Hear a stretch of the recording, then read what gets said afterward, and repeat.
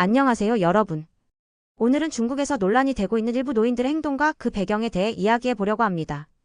최근 몇 년간 중국 노인들이 공공장소에서 벌이는 민폐 행위가 국내외에서 큰 화제가 되고 있습니다.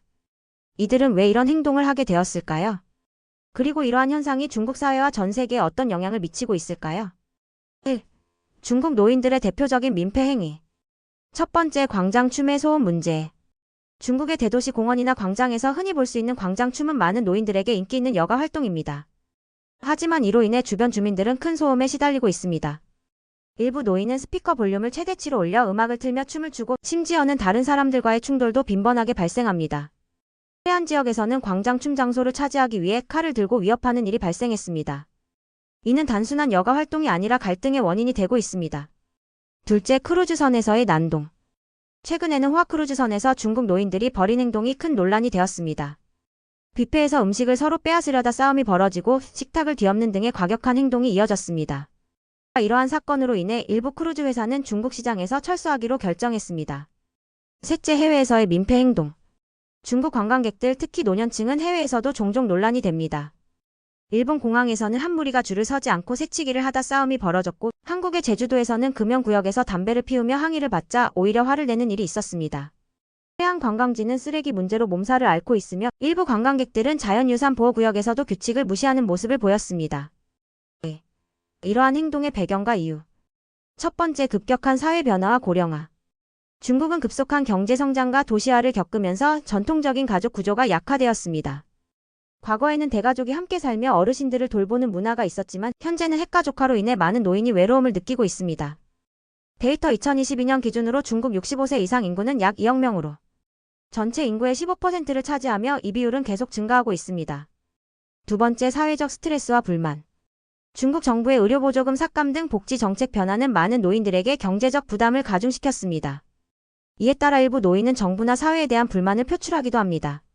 2023년 우한에서는 의료보조금 삭감에 항의하는 대규모 시위가 발생했으며 참가자 대부분은 은퇴한 고령층이었습니다. 세 번째, 문화적 차이와 교육 부족. 중국은 오랜 시간 동안 집단주의 문화를 강조해왔습니다.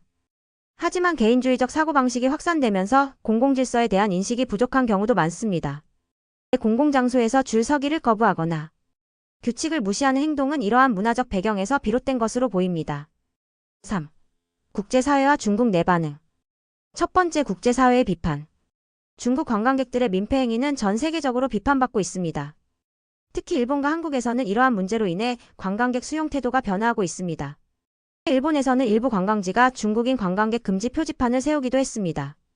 두 번째, 중국 내 자성의 목소리. 중국 내에서도 이러한 행동에 대한 비판과 자성이 이어지고 있습니다. SNS에서는 우리나라 이미지를 망치지 말자라는 캠페인이 확산되고 있으며 정부 차원에서도 공공질서 교육 프로그램을 강화하고 있습니다. 4. 해결 방안과 미래 전망. 첫 번째, 공공질서 교육 강화. 중국 정부는 공공질서와 예절 교육을 강화하기 위해 다양한 캠페인을 진행하고 있습니다.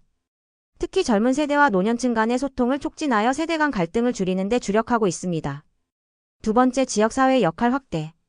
지역사회와 커뮤니티 센터는 노인들에게 더 많은 여가 활동과 소통 기회를 제공해야 합니다.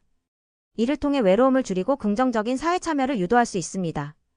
세 번째, 국제협력 강화. 중국은 국제사회와 협력하여 관광객 교육 프로그램을 개발하고 공공질서를 준수하는 문화를 확산시켜야 합니다. 오늘 살펴본 내용처럼 일부 중국 노인의 민폐 행위는 단순히 개인적인 문제가 아니라 급격한 사회 변화와 고령화라는 구조적인 문제에서 비롯된 것입니다. 이를 해결하기 위해서는 중국이 엄청난 노력을 해야 될 것 같습니다만 정말 쉽지 않아 보입니다. 여러분은 오늘 이야기한 내용에 대해 어떻게 생각하시나요? 댓글로 의견을 남겨주세요. 시청해주셔서 감사합니다.